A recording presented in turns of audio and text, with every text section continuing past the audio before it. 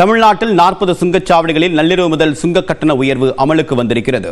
5 முதல் 10% வரை கூடுதல் கட்டணம் வசூலிக்கப்படக்கூடிய நிலையில் காய்கறி உள்ளிட்ட அத்தியாவசிய பொருட்கள் விலை அதிகரிக்கும் என்றும் அஞ்சப்படுகிறது.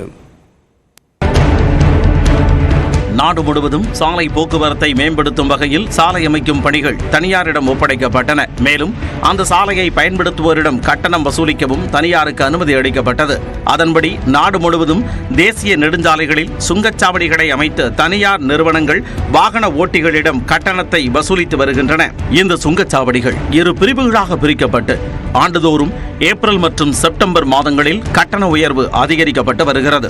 அந்த வரிசையில் தமிழ்நாட்டில் மொத்தமுள்ள 78 சுங்கச்சாவடிகளில் நள்ளிரவு முதல் 40 சுங்கச்சாவடிகளில் 5 முதல் 10 விழுக்காடு வரை கட்டணம் உயர்த்தப்பட்டுள்ளது. வாகனங்களின் வகைக்கு ஏற்ப ஒவ்வொரு சுங்கச்சாவடியிலும் 6 விதமான கட்டணங்கள் வசூலிக்கப்படுகின்றன. சென்னையின் நுழைவு வாயிலாக உள்ள பரந்தூர் சுங்கச்சாவடியை நிர்வகிக்கும் அமைப்பு தாம் முதலீடு செய்த பணத்தை விட 28 கோடி ரூபாயை கூடுதலாக வசூலித்து விட்டதாக கூறப்படுகிறது. இதை சுட்டிக்காட்டிய திமுக மாநிலங்களவை எம்பி வில்சன் செங்கல்பட்டு பரனூரில் 60% கட்டணத்தை குறைக்க வேண்டும் என ஏற்கனவே வலியுறுத்தினார். ஆனால் தற்போது பரனூரிலும் கட்டணம் உயர்த்தப்பட்டுள்ளது. இந்த காலாவதியான இந்த சுங்கச்சாவடியை இழுத்து மூடணும்னு சொல்லி மக்கள் போராடுறாங்க, வியாபாரிகள் போராடிக்கிட்டு இருக்காங்க.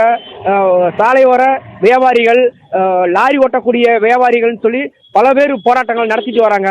இந்த கட்டண உயர்வு உயர்த்தப்படக்கூடாது என்பதுதான் எங்களோட நோக்கம். ஏனென்றால் இந்த பரனூர் சுங்கச்சாவடி எல்லைக்குட்பட்ட பகுதிகளிலே சாலைகளிலே இந்த சாலைகள் எல்லாம் சரிவர பராமரிக்கப்படவில்லை. ஆங்காங்கே சாலைகள் எல்லாம் குண்டும் குழியமாக காணப்படுகிறது.